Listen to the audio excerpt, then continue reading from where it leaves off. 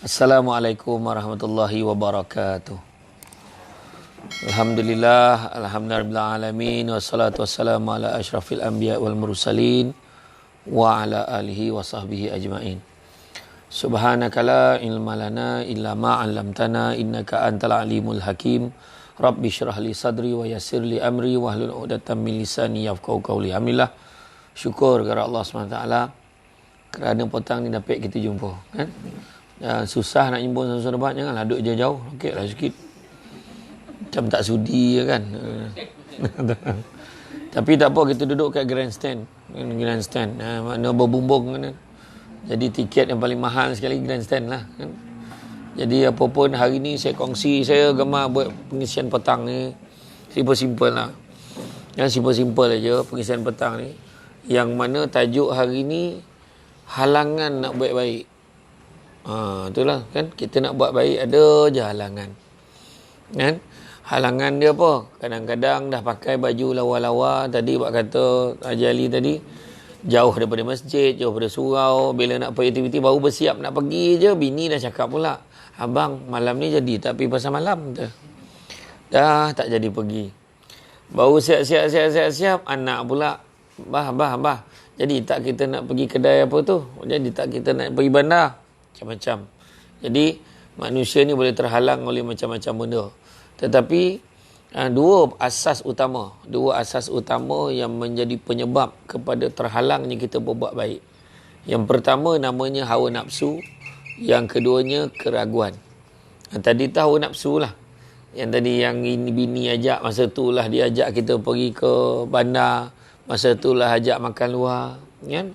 Dan yang keduanya keraguan. Dia tak pasti betul ke apa aku buat ni, elok ke apa yang aku buat ni, kan? Pergi semayang pun semayang, aku semayang ni betul ke tidak ni? Aku rasa aku main ikut-ikut dia daripada kecil lagi. Sebab nak beritahu, dekat tempat saya tu ada satu kawasan, ada satu daerah ni, dia pencen pengarah pada Putrajaya. Pangkat bukan kecil-kecil anak lah, besar pangkat lah. Bak kata budak-budak sekarang bukan kaleng-kaleng lah, kan? Jadi bila dia mas balik aja kampung dah pencen ni, dia jumpa dengan imam, dia kata dia nak belajar semayang. Rupa-rupanya sama ni tak tahu salat. Selama ni dia salat, dia ikut-ikut je. Jadi apa yang imam cakap, imam kata tak apa, saya tak ada masa banyak nak ngajar. Tapi buat masa ni datang di masjid, cuba ikut-ikut dulu. Nanti malam saya ajar. Bila waktu malam antara maghrib dengan isyak tu, dia bawa ke satu sudut tu, dia ajar semayang macam ni, macam ni. Ada orang yang tahu, yang cakap apa? Dia akan cakap, dah tua pun nak belajar. Tapi sebenarnya dalam satu sudut pemikiran kena kita fikir, jangan-jangan dia semayang lagi baik daripada kita yang perasan baik ni. Contoh macam tu lah. Jadi itu yang pertama. Jadi makna kata kekuatan tu penting. Kerana hawa nafsu dia apa? Hawa nafsu sebut malu. Hawa nafsu kata jangan. Dah tua-tua pun nak belajar ngaji. Dah tua-tua pun nak tengok baris panjang pendek. Dah tua-tua, kan? Bukannya tak nampak, dah buta. Mata dah tak nampak betul dah, kan? Buta dah hukum, bukan rabun lagi dah. Jadi dalam hal ini, pertamanya kalau nak mengatasi masalah penyakit-penyakit ini, nombor satu, kalau bab hawa nafsu tu kena ada satu nilai juang dalam diri kita. Mujahadah kita. Maknanya kuat semangat. Bila si bang, jadi tak kita nak pergi makan kat kedai tom yum tu? Jadi, tapi kau tunggu dulu, kata. Kau tunggu aku pergi semayang jap kat surau. Balik sekarang kita pergi. Boleh aja. PKPB pun dah tamat kat Johor. Makna kedai buka, lambat lah tutup lah. Kan? Jadi, nak jadi tak pergi pasar malam. Jadi, tapi bagi abang semain maghrib sekejap. Balik kan kita pergi. Makna kata benda masih boleh buat. Kan? Itu sebabnya ada tiga jenis sabar dalam dunia ni. Tiga jenis sabar dalam dunia. Kalau dalam kitab Mukasyafatul Qulub pada Imam Al-Ghazali, ada tiga jenis sabar. Pertama, sabar untuk taat perintah Allah. Sabar untuk taat perintah Allah dapat 300 tingkatan pahala. Macam semayang. Sabar, naik kereta, tiba-tiba dengar azan dekat radio. Alamak, dah azan Zuhur lah. Nak berhenti tak ni bang? Nantilah. Kita sampai kat sana kan cari surau. Makna orang tu tak sabar. Tapi kalau sabar, berhenti je bang. Tak lambat ke bang? Tak apalah, lambat sikit tak apa. Yang penting solat dulu. Makna orang tu sabar, sanggup berhenti untuk taat perintah Allah. Kedua, sabar untuk meninggalkan larangan Allah. Bukan senang. Yang itu dapat 600 tingkatan darjat pahala. Sabar untuk meninggalkan larangan Allah ni, contohnya orang tengah sedap mengumpat pasal orang lain. Dengar-dengarnya Samsul debat tu macam ni, macam ni. Ya ke? Dia cakap macam tu. Yang seorang tu pula terdengar, dia pula cakap, kau ni tak baik lah cerita-cerita pasal orang. Alah, macam lah kau tu baik sangat. Kan dah kena dah. Macam lah kau tu baik sangat, yang tu nak kena sabar tu. Jadi kalau orang tu kuat semangat ni, dia akan kata, yelah sebab aku ni tak baik sangat lah, aku nak ajak kita sama-sama buat baik. Kita jangan kutuk-kutuk orang, jangan cakap-cakap pasal orang. Jadi, itu dapat 600 tingkatan darjat pahala. Dan yang paling tinggi dalam kitab Mekah Syafatul Qulub daripada Imam Al-Ghazali, iaitu bersabar atas ujian dan dugaan. Itu 700 tingkatan darjat pahala. Contoh pengungsi kan diuji dengan sakit. 700 tingkatan darjat pahala tu. Kalau siapa demam, siapa sakit kepala, siapa sakit kaki, siapa sakit tumit, siapa sakit belakang, siapa yang semput, siapa yang mengah. Allahu Akbar. Susahnya lah nak berjalan. Berseret-seret dengan kerusi contoh. Sebenarnya bila kita sakit, Allah hantar 2 malaikat tengok kita. Pergi tengok si Gayah tu. Contoh bukan nama sebenar. Ada ke nama Gayah sini? Tak ada. Tak ada kan? Hantar 2 malaikat. Bukan Allah tak tahu, Allah Maha mengetahui. Tapi Allah saja bagi kerja kat malaikat ni. Malaikat pun tengok. Gayah ni cakap apa? Gayah ni kata, Allah, demam aku ni agaknya Allah saja bagi aku sakit ni biar aku boleh rehat kot. Selama ni aku tak rehat. Dia cakap macam tu. Jadi malaikat pun report balik. Ya Allah, dia kata dia syukur ya Allah dia sakit. Sebab bila kau bagi dia sakit, dia dapat rehat. Dia kata kau bagi dia rehat. Maka apa Allah Ta'ala jawab? Kalau begitulah jawapan dia. Kalau dia sembuh, kalau dia mati, dia kata, kalau dia mati, akan ku masukkan dia ke dalam syurga, dan kalau dia hidup, akan ku gantikan daging dan darahnya dengan daging dan darah yang baru. Tu sebab orang kalau elok demam, dia punya semangat yang lain macam. Bawa elok demam, semua nak buat, nak cabut rumput, nak menobeh, nak main rumput, semua nak pergi. Hello, kau tak nak keluar mana? Wah, kau dah sihat ke? Okey. Dia mau macam tu lah. Sebab Tuhan gantikan daging dan darah yang baru. Yang itu dapat 700 tingkatan darjat pahala. Kan? Jadi itu dia. Tapi kalaulah pergi tengok si Gayah ni, kan? Cuba tengok si Gayah ni cakap apa? Bila mereka tengok, Allah, kenapalah aku sakit macam ni? Allah, mati lagi baik. Dia cakap macam tu. Kalau macam tu ayat dia, bila malaikat report balik dengan Allah Ta'ala, apa Allah Ta'ala kata? Kalau itulah katanya, suruhlah dia sembah Tuhan selain aku. Maknanya Allah tak pedulikan kita. Tu sebab kita bila sakit kan tu ingat, Allah saja bagi aku sakit ni. Ada orang uji kena sentiasa tengok ada orang lagi susah pada kita. Kita nampak macam ni sihat, sakit, tapi makan boleh tak sebenarnya? Boleh makan tak? Boleh kan? Ada seorang sepupu ipar, apa nak kata, dua pupu kan saya. Dia duduk di banting. Dia accident, dia tolong orang accident, sudahnya dia kena langgar accident. Dia koma 2 bulan lebih. Selepas beberapa bulan dia keluar pada hospital, keadaan dia normal, boleh jalan biasa-biasa, cakap macam biasa, nampak macam tak ada kesan apa. Cuma Allah tarik satu benda. Allah tarik apa? Allah tarik rasa pada lidah dia, tak ada rasa. Bayangan gitu kalau lidah tak rasa apa, makan macam mula sawah yang biawak je. Tak ada rasa, bontalan je. Hari pertama dia makan tu, dia buang pinggan tu. Dia marah dengan diri dia. Tu sebab nak cakap. Saya tengok saiz badan masing-masing, saya nampak selera makan okey ni. Saya nampak macam tu lah. Jadi mana kau tak salah kita pening-pening kepala. Kan? Jadi tak, saya cakap syukur. Arwah nenek saya, waktu sebelum meninggal, 2-3 tahun sebelum, makan selera. Nenek saya tu umur 83, 84 macam tu. Bayangkan tu, makan sahur bertambah. Bayangkan tu. Kita yang cucu pun tak lalu sahur ni, dia bertambah makan. Oh, yai. Kan? Kita panggil nenek, kita panggil Wan kan. Wan, tambah Wan. Aisyah banyak nak lah. Makna tambah lagi tu. Jangan banyak sangat, tapi tambah. Tapi itu cerita lah nak bagi tahu. Sungguhnya Tuhan ni bagi kita, masih sayang kita. Allah tak tarik semua. Tapi bila sakit, apa Nabi pesan? Bila kamu sakit, janganlah segera meminta sembuh. Nabi cakap itu. Nabi kata kalau sakit, jangan cepat minta sembuh. Kenapa? Sebab bila kita sakit, pertama Tuhan tarik selera makan. Kedua, Tuhan tarik kesegaran badan. Yang ketiga, Tuhan tarik dosa-dosa kita. Tapi bila elok balik, bila Allah bagi kita sihat, Allah kembalikan selera makan. Allah kembalikan kesegaran badan. tapi Allah tak pulangkan dosa-dosa kita. Itu sebab semua ujian Tuhan bagi kat kita sebab Tuhan sayangkan kita. Percayalah cakap saya, Nabi sendiri pun beritahu apa? Nabi beritahu, barang siapa yang 40 hari berturut-turut tidak diuji oleh Allah, bersaksilah yang dia itu jauh dari rahmat Allah. Mana Allah tak pedulikan dia. Kadang-kadang kita tengok orang tu tak sembahyang, tak puasa, main nombor kono ya. Kan rumah besar, duit dia banyak. Kita yang sembahyang ni biasa-biasa hidup kita. Kan? Tadi makna kata kena belajar bersyukur dengan memandang kepada mata hati. Ada yang masalah apalah kan. Jadi balik pada cerita tadi. Cerita tadi makna perjuangan kita untuk melawan hawa nafsu kita. Nafsu ni bukan apa sangat pun. Nak kerja apa nafsu? Nak kerja apa? Pertama nak kerja dunia ni lah, nak kerja dunia. Nabi pun beritahu kan masa Nabi peristiwa Isra' dan Mi'raj, ingat tak maksud dia nampak perempuan tua yang bongkok 3 tu. Apa Jibril kata? Wahai Muhammad, macam itulah dunia. Dah tua sangat, dah tunggu masa nak kiamat. Zaman Nabi dah tua, zaman kita lebih lagi. Tu sebab tu ada kita tengok orang tu kejap lelaki, kejap perempuan. Nah, tu tanda nak kiamat lah tu. Dah elok-elok senapang nak buang kenapa? Yang faham, tak faham sudah. Kan elok dekat KLIA pakai seluar, pakai jubah, tiba-tiba sampai ke Kaabah dah pakai telokong, apa pasal? Kan poning kan?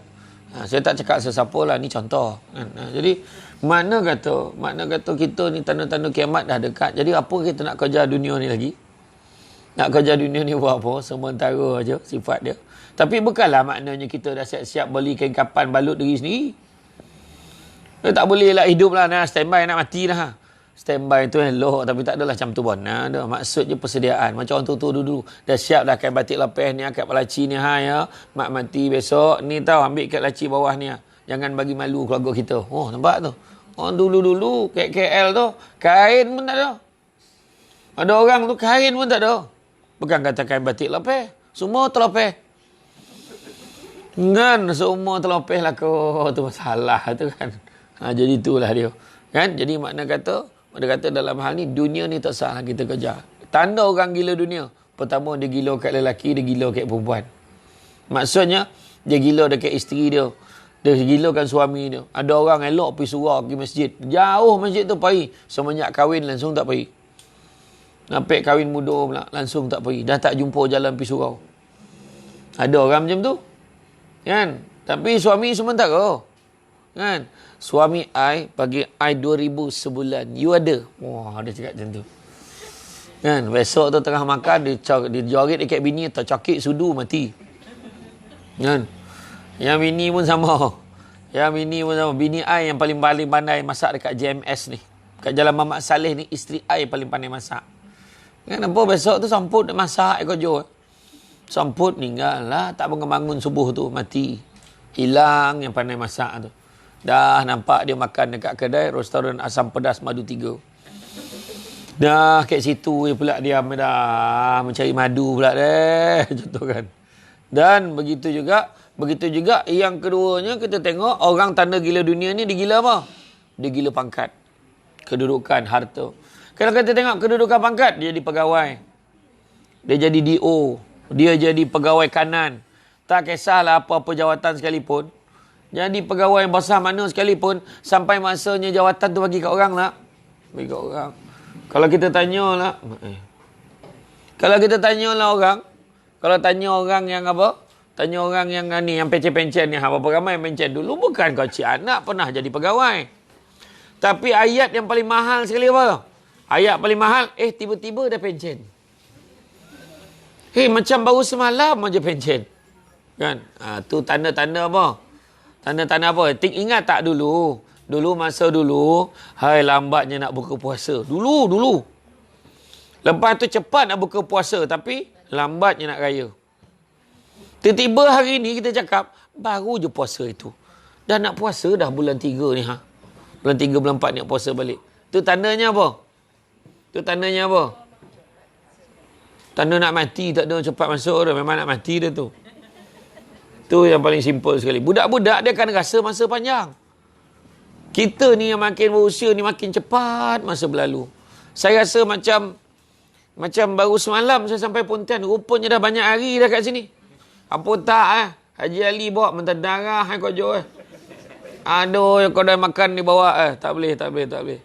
Sikit hari itu dah elok turun nak berat badan. Ni tak lama jadi pelampung balik badan ni kang. Tapi betul.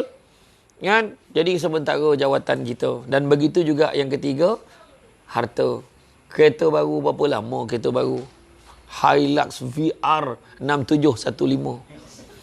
Contohlah kan. Lawa kereta, besar kereta. Sampai masa orang pun tak peduli kereta tu. Cantik kereta kau. Wah, nampak. Ada je. Tapi lama-kelamaan ada lagi baru lagi. Kadang-kadang kan pakai baju baru pun boleh reaction tu. Tempah baju. Cantik baju, siap ada garisan. Nak pakai raya besok. Biar buntang mata orang tengok baju aku pagi raya besok.